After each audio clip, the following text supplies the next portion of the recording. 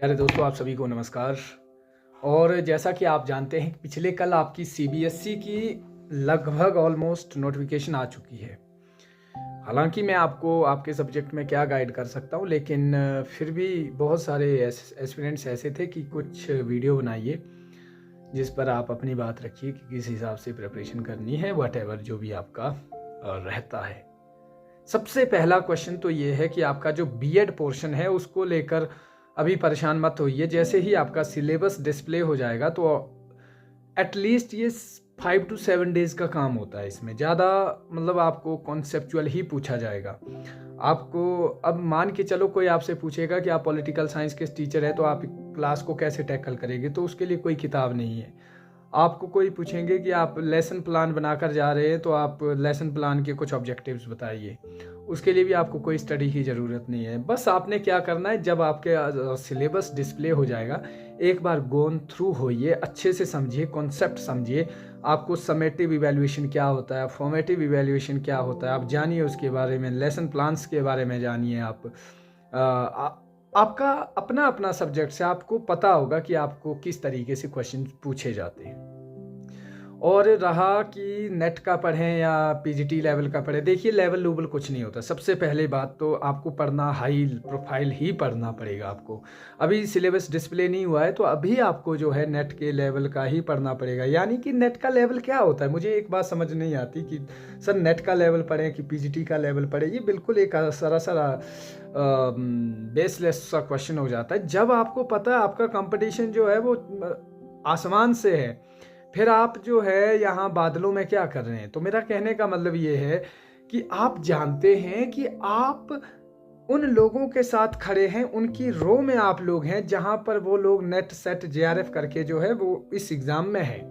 सबसे पहली चीज़ तो माइंड में ये भी नहीं रखना है कि जेआरएफ होगा, कोई नेट होगा तो मेरा मतलब हमारा तो नेट नहीं है तो हम इस पेपर को क्या क्वालिफाई कर सकते। नहीं दोस्तों, ऐसा बिल्कुल नहीं है। आपको एक बात कहना चाहूँगा, वो जो 1.5 घंटे की प्रेजेंस ऑफ माइंड है बहुत कुछ मैटर करता है।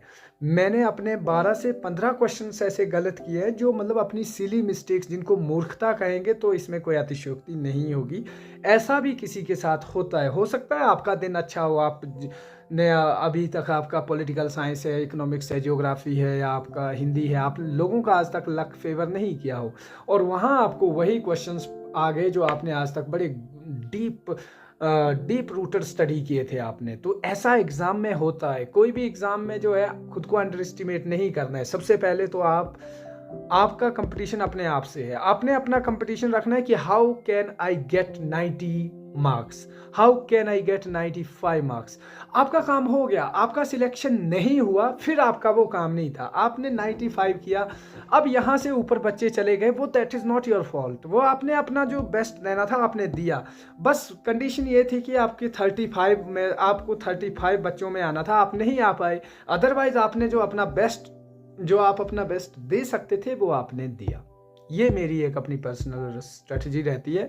और दूसरा ये है कि आपका जीके पोर्शन है, जो हो सकता है वेरिएशन रहे। इकोनॉमिक्स वालों को हो सकता है जीके थोड़ा कम आए, लेकिन रहेगा 27। आपको उसमें आपको एचपी जीके आएगा, इंडियन जीके आएगा, ग्रामर आएगा, हिंदी ग्रामर आएगा आपको। और रही बात इंग्लिश ग्रामर की, तो आप मुझसे कांटेक्ट कर सकते हैं। मेरा ग्रामर जो है बिल्कुल बन चुका है और अगर आप लोगों को चाहिए होगा तो आप ज़रूर मुझसे कांटेक्ट कर सकते हैं, वो भी व्हाट्सएप के माध्यम से, जैसे भी आपको। क्योंकि बहुत ही मतलब जो ग्रामर आपको बिल्कुल बेसिक ग्रामर है, लेकिन आप याद रखिएगा कि जो मैंने ग्रामर बनाया है इसको मैंने बेसिक पर्पस से बनाया है और रूल्स प्रैक्टिसेस इसमें ज़्यादा है। आपको जो है कम समय में जो है, अगर आप सपोज करो आप अपना पेपर क्वालिफाई कर रहे हैं, तो मुझे लगता है इससे बेटर क्या होगा। मात्र मैं इसका प्राइस जो है बहुत ही लिमिटेड प्राइस पे दूंगा आपको। आप आइए, कोई इशू नहीं है, बस आप बात कीजिए।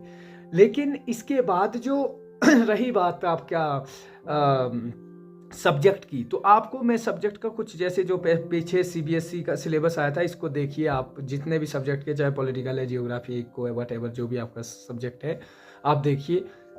आपने इसी हिसाब से पढ़ना है। आपको कोई चीज़ अलग से नहीं दी जाएगी। वहाँ आपको कोई चीज़ ये नहीं पूछा जाएगा कि आपने पढ़ना कैसे। आपको दी जाएगी वेस्टर्न फिलॉसफी दिया जाएगा, कुछ राइटर्स वहाँ पे होंगे, तो अभी से पढ़ना शुरू कर दीजिए वेस्टर्न फिलोसफी, अभी आप इंडियन पॉलिटी पढ़ना शुरू कर दीजिए, आप अभी से मेडिवल हिस्ट्री पढ़ना शुरू कर दीजिए, आप अभी से हिंदी के इतिहास पढ़ना शुरू कर दीजिए। आप कुछ राइटर्स नहीं पढ़ सकते तो आप अभी इतिहास पढ़ना शुरू कर दो, आप रीतिकाल पढ़ना शुरू कर दो, छायावाद पढ़ना शुरू कर दो, आप कबीर के बारे में पढ़ना शुरू कर दो। आपको करना पड़ेगा। अभी अगर आप लगे हैं, आपको ज्योग्राफी में क्लाइमेट पढ़ना पड़ेगा, आपको एनवायरनमेंट के बारे में पढ़ना पड़ेगा, आपको अर्थ के बारे में पढ़ना पड़ेगा और सी के बारे में पढ़ना पड़ेगा। तो बहुत सारी चीज़ें ऐसी है जो अभी आपको जो है सिलेबस डिस्प्ले नहीं हुआ है, तो नेट के हिसाब से पढ़ना पड़ेगा। नेट का हिसाब क्या होता है? नेट का हिसाब ये होता है कि आपको किसी टॉपिक में जो है वो डीप रूटेड जाना पड़ता है। ऐसा नहीं है यहाँ आपको हाईलाइट तो पढ़ना ही पड़ेगा, हाईलाइट से काम तो चलेगा नहीं। आप जानते हैं, हो सकता है कि आपका पेपर बहुत डिफिकल्ट आएगा तो आपके फेवर में आएगा, इजी आएगा तो आप हाईलाइट वैसे भी पढ़ ही रहे, तो नुकसान तो नहीं है। इसमें नहीं फंसना है। जो मैं ऑनेस्टली बता रहा हूँ, जो प्रिपरेशन करने लग गए हैं उनको कोई लेना देना नहीं है कि पेपर पीजीटी लेवल का आएगा, पेपर टीजीटी लेवल का आएगा, पेपर नेट लेवल का आएगा। वो जुट चुके हैं, उन्होंने अपना काम शुरू कर दिया। आप भी अपना काम शुरू कीजिए। और ये जो बीएड का जो रोना है इसको मत रोइए। अभी जब सिलेबस डिस्प्ले होगा, 4 दिन का सिलेबस नहीं है ये आपका जो बीएड का है।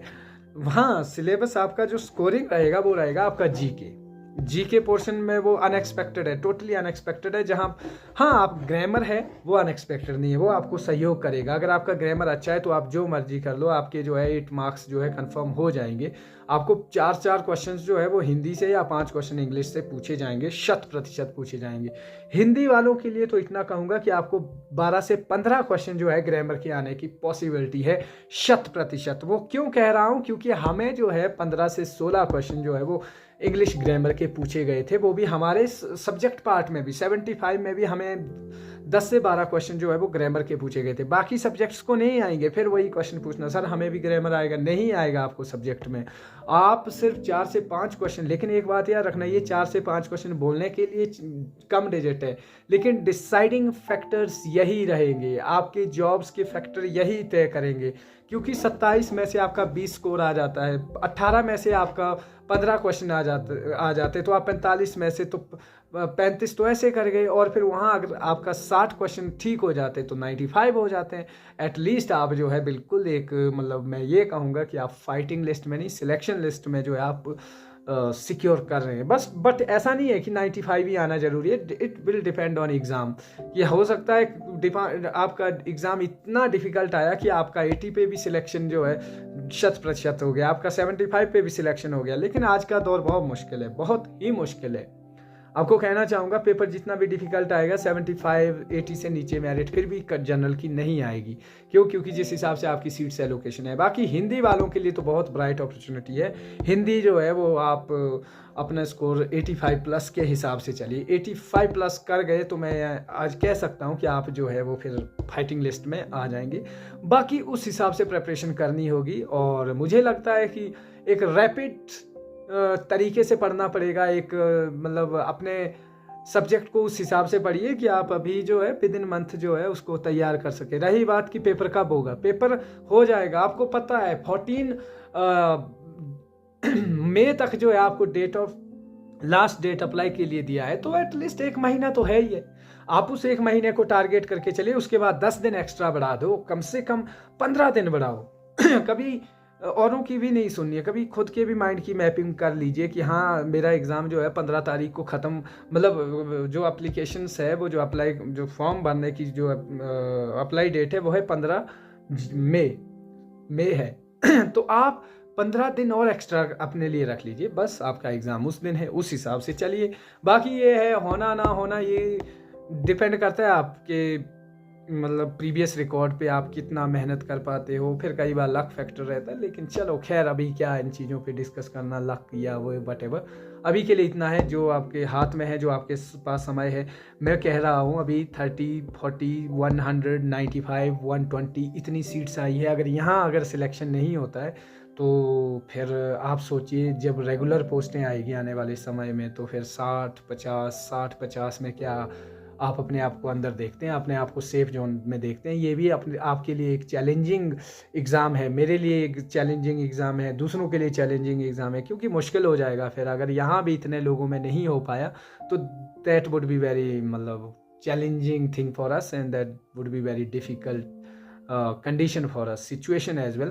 बट इतना क्या कहूँगा आपको कि बेस्ट विशेज़ है, लगे रहिए, और जो मैंने आपको कुछ बातें कही है इसको अपने अमल में लाइए। और दूसरी चीज़, मैं आपको जो है आपका सिलेबस थोड़ा ये जो भी है टेलीग्राम पर भेजता हूँ, और टेलीग्राम पर मैं रिप्लाई नहीं करता ज़्यादा, वो भी इनएक्टिव ग्रुप रखा है सिर्फ ऐसे कभी काम कुम के लिए। बाकी best wishes, all the best आप सभी को। Thank you guys.